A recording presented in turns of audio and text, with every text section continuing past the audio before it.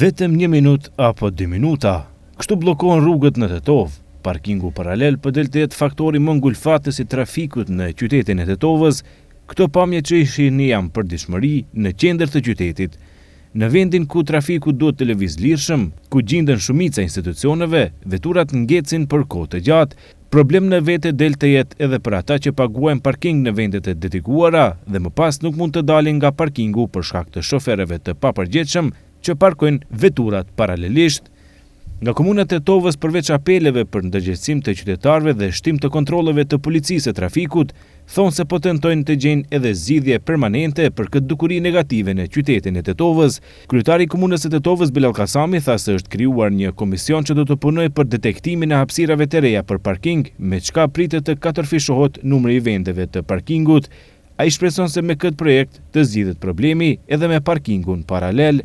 Apeli është që të jemi më të ndërgjegjshëm, më të kujdesshëm, që nuk e di se sa do të ketë efekt kjo, por ne nuk e lëm vetëm në ndërgjegjen dhe vetdijen e qytetarëve, veçmë është formuar një komision i cili do të merret me zgjidhjen e kësaj problematike. Din në opinioni që Komuna e Tetovës ka përpiluar një plan mobiliteti në kuadër të cilit është edhe zgjidhja problematikës së parkingut.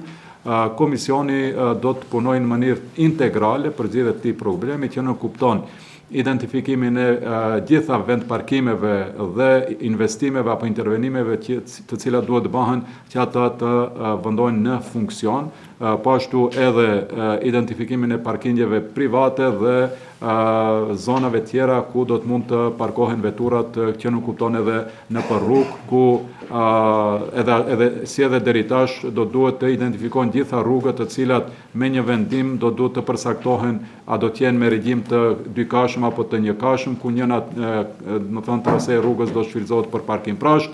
Një punë komplekse për të cilën është angazhuar një komision i veçantë dhe punën e të cilët do ta përcjell personalisht.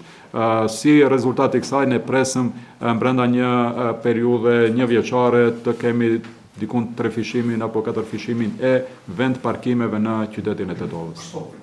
Komisioni i formuar për këtë çështje pritet që të vendosë edhe për rrugët më problematike në qytet, në ndryshimin e regjimit të komunikacionit dhe vendosjen e rregullave të reja të qarkullimit në Tetov. Vendimet e këtij komisioni pritet që të publikohen javën e ardhshme, pasi që i njëjti është gati, por është dërguar për përkthim, thonë nga Komuna e Tetovës.